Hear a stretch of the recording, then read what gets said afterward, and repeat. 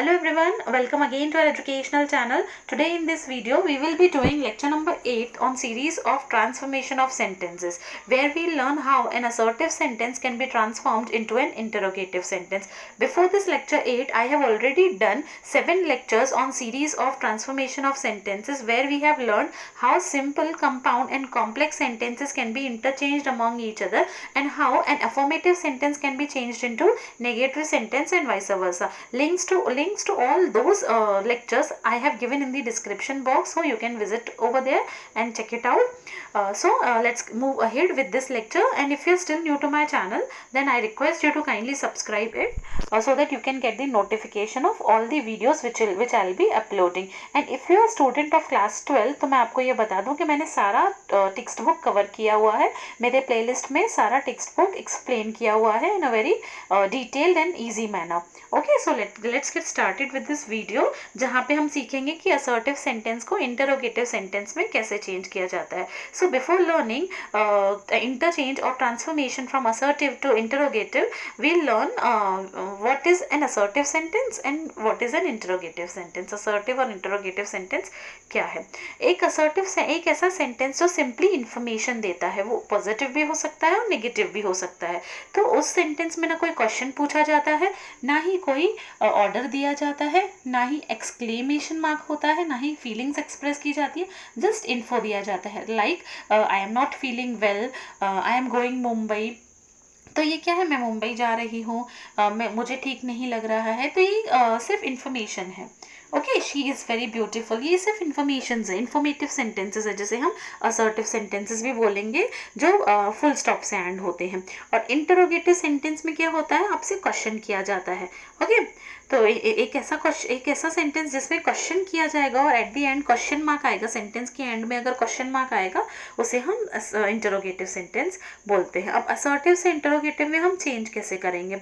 सबसे पहला रूल, अगर असर्टिव सेंटेंस, एक बात आपको ध्यान में रखनी है, अगर असर्टिव सेंटेंस नेगेटिव है तो आपको इंटरोगेटिव पॉजिटिव करना है. ओके, ठीक है. इंटरोगेटिव करते वक्त आपको किस बात का ध्यान देना है? अगर असर्टिव सेंटेंस पॉजिटिव है तो आपको इंटरोगेटिव में नेगेटिव नॉट ऐड करना है. पर अगर असर्टिव सेंटेंस ही नेगेटिव है तो इंटरोगेटिव में नॉट ऐड नहीं करना है. कैसे करोगे आप? ये देखिए.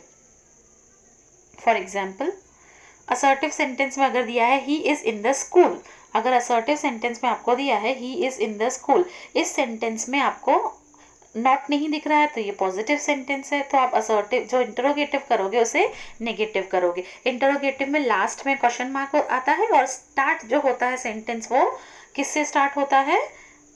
हेल्पिंग वर्ब से. ये देखिए, इंटरोगेटिव में आएगा इजंट, इज है तो इजंट हो जाएगा.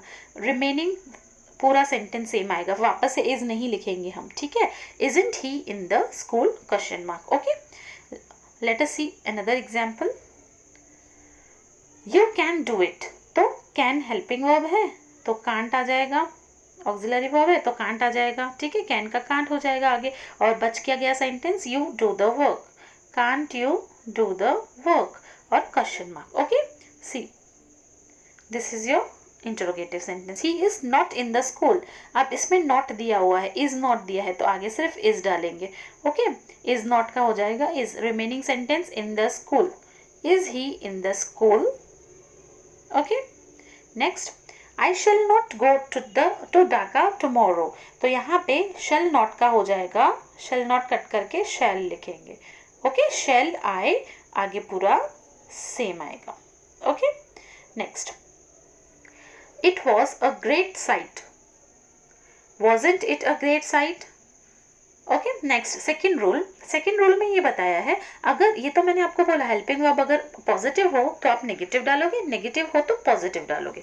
ठीक है, अगर हेल्पिंग वर्ब ही नहीं दिया है तो क्या डालोगे? या तो डू जब प्रेजेंट टेंस होगा, या तो डज जब प्रेजेंट टेंस होगा. दोनों में फर्क क्या है? डू किसके लिए आता है? प्लूरल के लिए, जब एक से ज्यादा हो, और डज सिंगुलर के लिए. ओके, अगर पास्ट टेंस हुआ तो आप डिड डालोगे. क्लियर? एग्जाम्पल देख लेते हैं।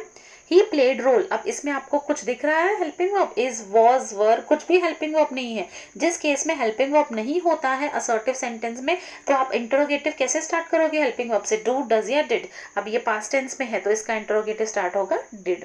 Didn't he played foot, didn't he play, played का प्ले हो जाएगा क्योंकि हमने पास्ट ऑलरेडी यूज किया हुआ है। ओके, आगे देखते हैं। She likes ice cream. अब एक और चीज आपको याद रखनी है, अगर ईडी होगा ना तो डिडंट आएगा, एस होगा तो डज आएगा, कुछ भी नहीं होगा इन दोनों में से तो डू। जैसे शी लाइक्स द आइसक्रीम तो यहाँ पे डजंट आएगा, doesn't she like ice cream question mark. Okay, देखो आंसर। दे ईट मैंगोज, इसमें एस है मेन वर्ब के पीछे, नहीं, ईडी है नहीं, प्रेजेंट टेंस है तो क्या आएगा? डू। ओके, तो आंसर होगा हमारा डू। नॉट डालेंगे क्योंकि सेंटेंस पॉजिटिव है, तो interrogative will be negative. Don't they eat mangoes. Clear? Next, they park their vehicles, यहाँ पे ईडी है तो डिडंट आएगा, didn't they park their vehicles.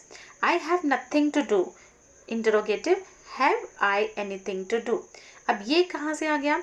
जहाँ पे नेवर होगा असर्टिव में तो इंटरोगेटिव में you will use ever, nothing होगा तो यू विल यूज एनीथिंग। आप इसका स्क्रीनशॉट ले सकते हैं याद रखने के लिए rule. I have nothing to do, interrogative have I, आगे हेल्पिंग वर्ब जैसा मैंने बोला, नथिंग के जगह pay anything. Okay, you never play football, never का हो जाएगा एवर। देखो, do you ever play football, never का एवर, यू सेम रहेगा, प्ले फुटबॉल। देखो यहाँ पे never, you never play football, you same रहेगा, नेवर का एवर हो जाएगा, play football same, question mark. Do क्यों आया आगे?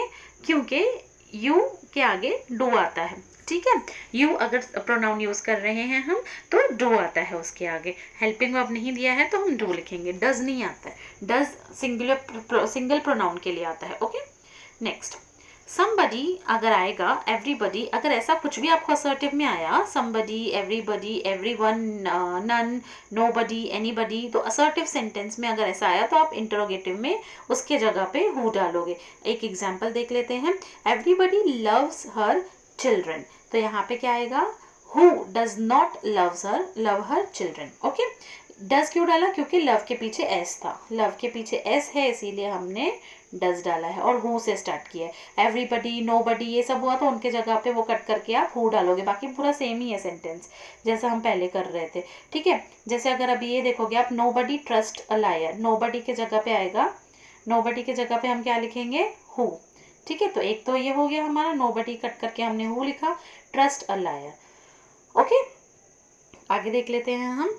एवरीबडी हैज सम नीड्स, यहाँ पे एवरीबडी यूज किया गया है तो आप इसे कैसे करोगे? एवरीबडी की जगह पे आप हु लिखोगे। ठीक है, देखिए आंसर हमारा हु, आगे पूरा same. Has no needs, positive है तो नेगेटिव यूज किया, यहाँ पे नो क्यों नहीं यूज किया? ये ऑलरेडी नेगेटिव था, नोबडी लिखा हुआ था। ठीक है, thank you so much for watching. ये था हमारा असर्टिव इंटरोगेटिव कैसे किया जाता है। अगर आपको ये वीडियो अच्छा लगा तो आप प्लीज़ इसे लाइक कीजिए और मेरे चैनल को सब्सक्राइब कीजिए और आपके फ्रेंड्स के साथ भी शेयर कीजिए। हम लेक्चर नंबर 9 के साथ जल्दी आने वाले हैं, इसीलिए आप चैनल को सब्सक्राइब करके रखिए ताकि आपको नोटिफिकेशंस मिलते रहें। Thank you so much for watching.